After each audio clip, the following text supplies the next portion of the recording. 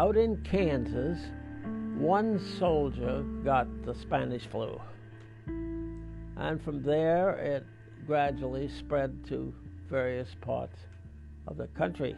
I would say the most horrible thing of that whole epidemic was that the crisis came so rapidly.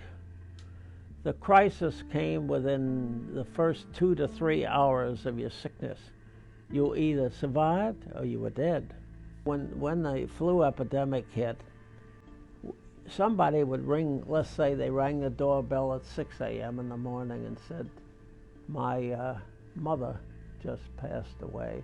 I want you to take care of the funeral service. That before the sun set on that day, that whole family was gone. Of the 8 people that lived there, I'm the only one that got it, believe it or not. Fortunately, we had a very wonderful doctor. And he took care of me and he pulled me out through very quickly because, as I said, the crisis is there. It came with an intense fever and you were gone. Everybody wore these face masks, like you see in a surgical room. And you must remember this, that in the flu epidemic, all congregations and gatherings were forbidden. There were no schools, there were no church services, there were no meetings of any kind. Everything was forbidden of people to come together.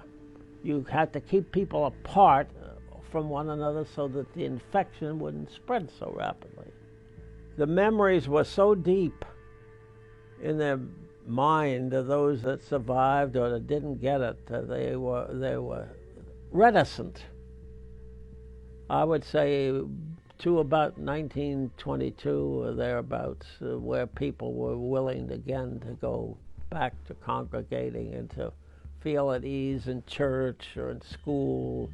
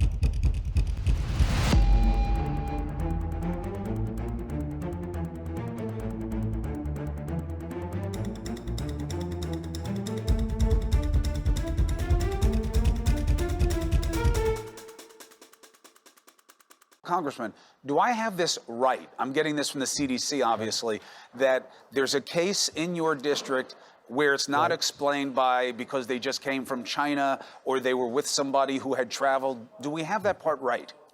That is correct. They call it a community infection or community transmission.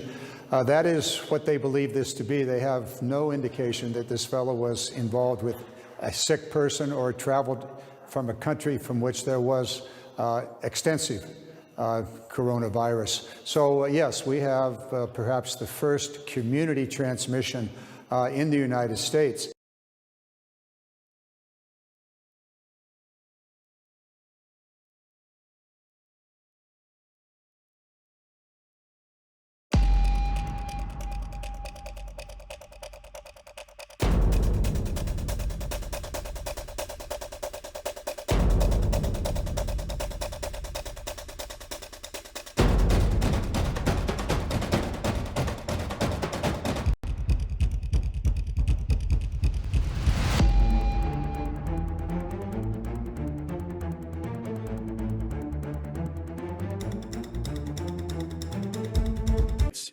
Is it possible that those that have been susceptible to influenza might have been miscategorized as to what they actually had, that it's quite possible that they actually had COVID-19?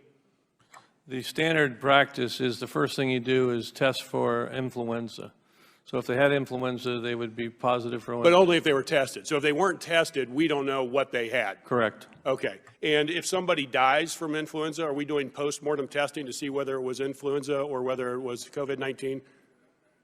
There is a surveillance system of death from pneumonia that the CDC has. It's not in every city, every state, every hospital. So we could have people in the United States dying for what appears to be influenza when, in fact, it could be the coronavirus or COVID-19. Some cases have been actually diagnosed that way in the United States to date. Thank you.